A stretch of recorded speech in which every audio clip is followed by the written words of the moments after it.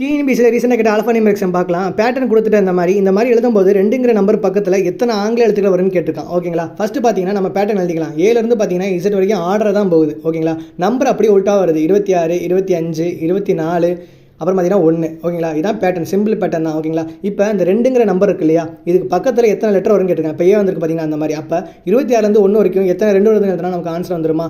26, அப்புறம் 25, 24, 23, 22, 21, 20, அப்புறம் பார்த்தீங்கன்னா 12 வரும். அப்புறம் பார்த்தீங்கன்னா 2 இருக்குது. ஓகேங்களா, அப்போ மொத்தம் பார்த்தீங்கன்னா 4 4 8, 8 1 9ன்னு போட்டிங்கன்னா ஆப்ஷனில் இருக்கும். ஆனால் பார்த்தீங்கன்னா அது ஆன்சர் கிடையாது.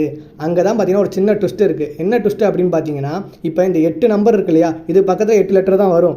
ஆனால் இந்த 2ங்கிறது எழுதும்போது நம்ம பேட்டர்ன் படி பார்த்தீங்கன்னா Y2 Z1ன்னு எழுதுவோம். அப்போ இந்த 2ங்கிற நம்பருக்கு படி பார்க்கும்போது ஒய்யும் வருது, இசட்டும் வருது. அப்போ 2 லெட்டர் வருது. அப்போ ஆன்சர் பார்த்தீங்கன்னா 8 + 2 10 லெட்டர். மக்களே மிஸ் பண்ணிடாதீங்க இந்த மாதிரி கொஸ்டின் கேட்டால். தேங்க்யூ.